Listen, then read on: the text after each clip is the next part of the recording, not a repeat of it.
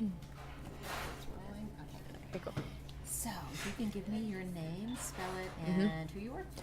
Yeah, I'm Simone Eli, Simone Eli, and I work for CBS 42, WIAT in Birmingham. But when you do your work, you don't do it alone, do you? I mean, you do it with equipment.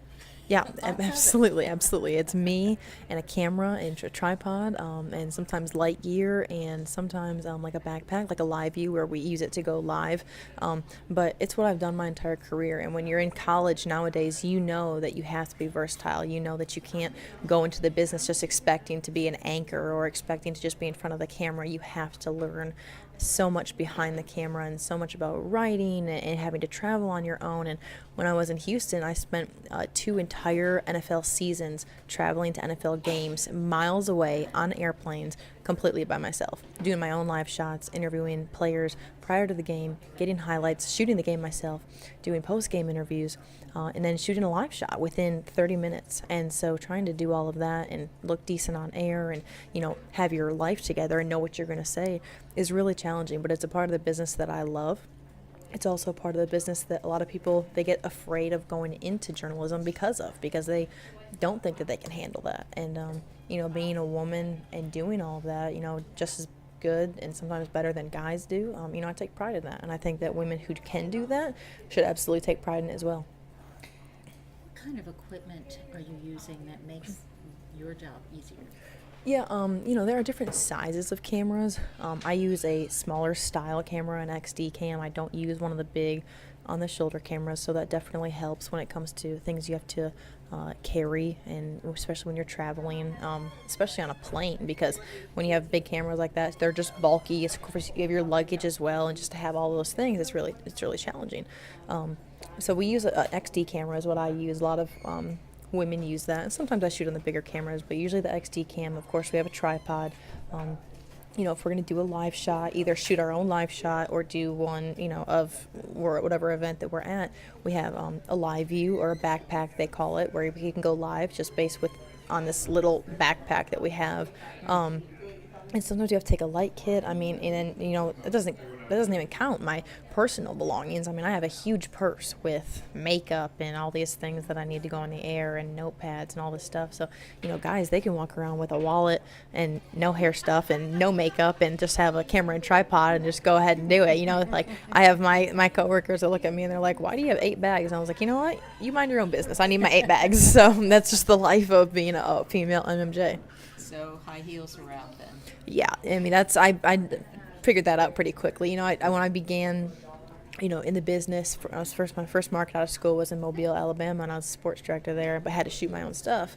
I tried to wear heels and wear dresses and look cute and that whole deal, and you quickly realize that wearing Nikes like I am now, wearing a t-shirt and shorts is just kind of what you have to do. It's not always the most attractive. There are women who get to walk around and are just anchors and are just on the air. Sometimes you get to that point in your career where you don't have to shoot anymore, but those jobs are few and far in between nowadays. And some people, they don't want to have to shoot. I like to shoot personally, and so I like running around. I like being a sweaty mess. I like having to redo my makeup 8 times, and I think it's all part of it. And I think people who are versatile in this business are better for it. Okay, so I didn't give you a whole lot of time to think this through, but Yeah. if you were to give a couple of tips to Yep. young journalists getting into it, or even veterans who are afraid of being an MMJ, think they can't do it because their minds don't, can't multitask like that, what kind of tips might you give them? Yeah, I think that one of the biggest things is what you're wearing. Stay comfortable, because if you're trying to do too much, not only is your product going to suffer, so is your body. Your body is going to suffer. Wearing heels, it is kind of out of the question. I mean, sometimes people can change into that to go on the air, but the bottom line is, when you do a live shot, nobody's looking at your feet, so they don't care if you're wearing heels. People can see you from pretty much your, waist up, sometimes even higher. So as long as you look presentable from there, just do what you have to do to get on the air, to look presentable, and to know the information that you can know. I would say when it comes to equipment, simplify as much as possible. Don't take things that you don't need. Really think about what it is you're going to shoot. If you're going to go shoot a football game and you're not going to shoot any interviews, you don't need a light kit, so you don't need to go take that with you. So think about the equipment that you need, and take that only, or else you're kind of just working against yourself. A big thing is social media, trying to do social media and also MMJ at the same time. News directors and general managers, they expect it, even though you're sitting there with your hands up wondering, how in the world am I supposed to shoot this on a camera and on my phone? And it's what you have to do nowadays. It's just the way of the world. And multitasking and knowing, having those apps ready, like the camera app and things like that, just little things like that, prepare on your phone when you go into an interview or when you're going to shoot something, so that you're holding a camera in one hand and you have your camera phone in the other hand, so you can do both. And it's little things like that that can really help and benefit, being an MMJ and just the lifestyle that we have.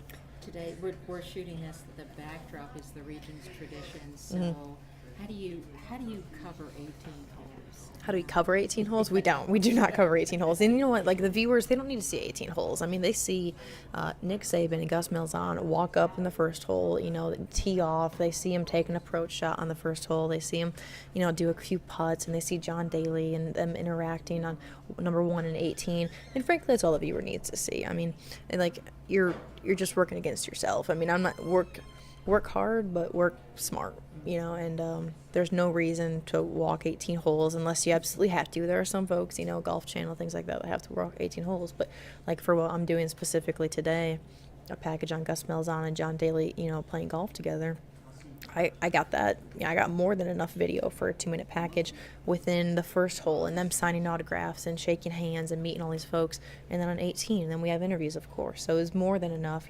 and I think, just going back to that advice thing, a huge thing is to go into your shoot with knowledge of what you're doing and a plan, because when you go in with just scatterbrain, that's when you start to really work against yourself and wondering what it is that you need, where you need to go, and things like that.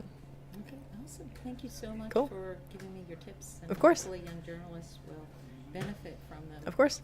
Appreciate it. Thanks, y'all.